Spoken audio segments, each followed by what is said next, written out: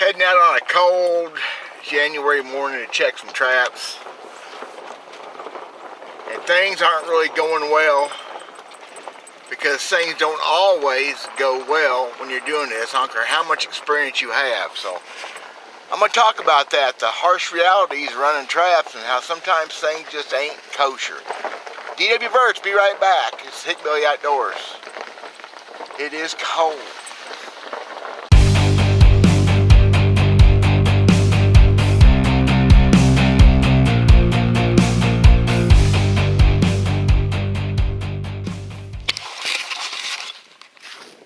So here's what I'm up against. I've been doing this a long time. Started trapping when I was 10 years old. I'm almost 60. I'm having problems getting animals in my traps. They're messing with the sets. You're going to have that. I don't care how good you are, how good a job you do. You're going to have animals mess with sets. But usually you can find a reason for it. And actually that one looks pretty good right now. These 4 fox sets have been out here for about 11, 12 days. I rebuilt the sets once after a pretty good rain. But I have fox messing with me, maybe a coyote down here in the bottom. I'm not really sure why. You just got to think that stuff out. 2 things, the main reasons animals mess with a set and don't get caught. The trap moves in the bed. Cardinal sin to let that happen. Mine don't move in the bed. It ain't happening. Mine are bedded solid. The other thing is smell, odors, and that seems to be where I'm at. Before I go any further, there'll be some smart Alex, some smart asses say, well, you need to do this, do that, do what. That's the point is, what I do has worked for me so well for so many years, I'm not going to change. Not really. There's no point in changing. I do old-fashioned dyed and wax traps. Wax can get contaminated with smell. I thought these were pretty good. We burned some bark one day. Some smoke kind of got over the top. You know what? Smoke's the least harmful smell you can have. I don't think that was it. I'm not going to use peat moss. I used peat moss way back in the 80s when I first read about it. Does that make me not very versatile? Maybe, but what I do works. My trick is to figure out what's wrong this time. So I have 4 fox sets around this property right here, just right here around this trailer, and all 4 of them got messed with one time or another. So fox ain't that smart. I've got an issue. Something's not right. One thing that I'm doing different,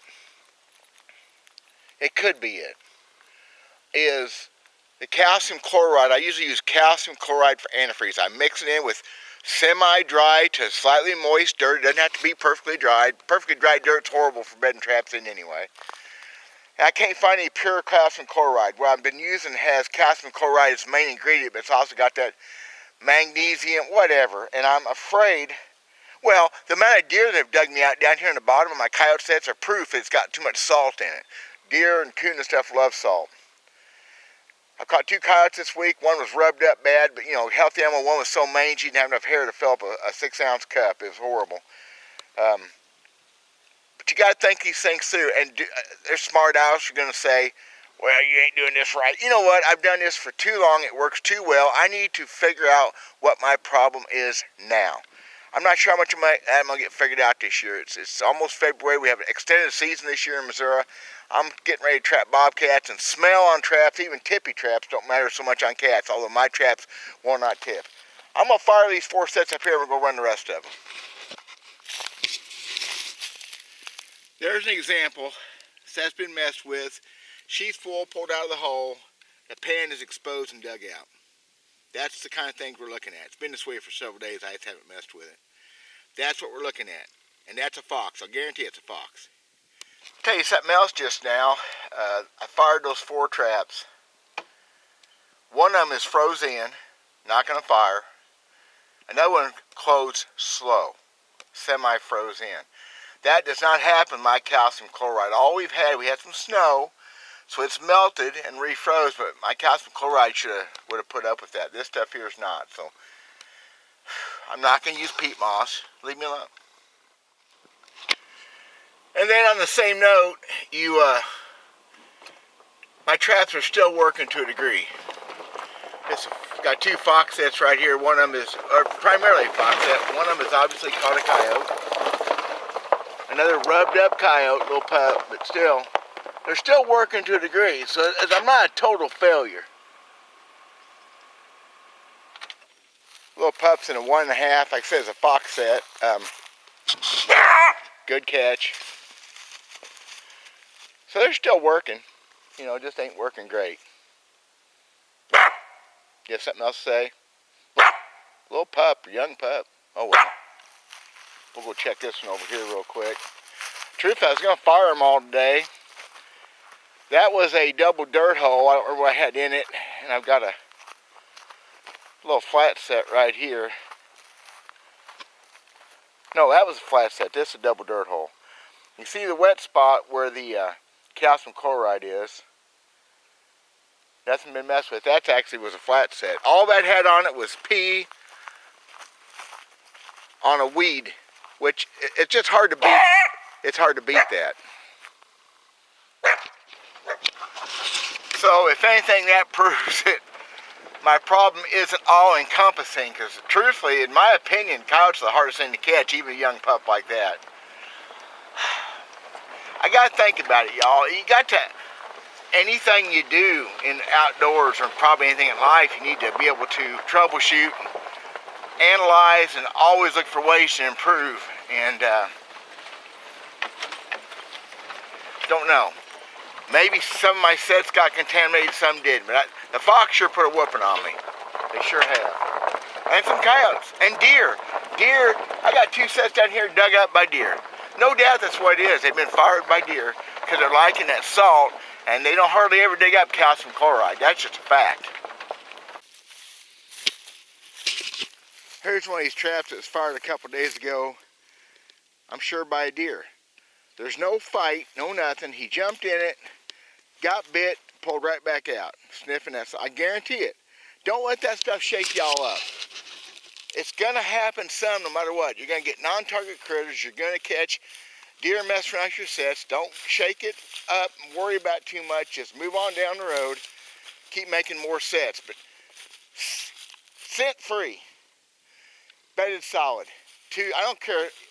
Scent free, bedded solid. That's the 2 keys for me. Oh, and on good locations. That don't hurt anything either. Here's another example of a set I had dug out. Dirt hole with a T-bone.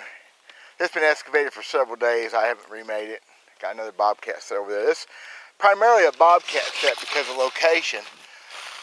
I imagine it was a red fox that did this. It wasn't a coyote, not in this thick cover, I don't believe. And wasn't a coon. They'll pull a trap out of the ground. Could be a gray fox. I've never caught one in this stretch, or a few gray fox around. You know, you just don't know. The thing is, don't get overcome by it. Don't get overwhelmed by it. Just keep on keeping on. We have a month of our trapping this left for the ground animals like this, the predator type stuff. I was thinking I'd hang it up, just trap bobcat, and get back on the water some, maybe, Lord willing, there's time. But I think I'm going to forge ahead and try some new things. I'm going to go down a little bit, see if I can find some calcium chloride. I think confidence is everything. Got to have confidence. And that's not a confidence builder. That one didn't. There's a jaw, there's a pan all exposed. T-bone lure going out of it. Oh, by the way, also, mice, pack rats, rats will mess with your sets. They'll mess with your head too. Generally, they just take bait and lure out. That's generally all they'll do, but they will mess with you and you'll think you're screwing up when you're not. That's all I got. Thanks for watching, y'all. If you like what I'm doing, subscribe. Go cut some wood, do some other things today. I think I'm going to set some traps tomorrow. Kind of start over, maybe. We'll see. God bless.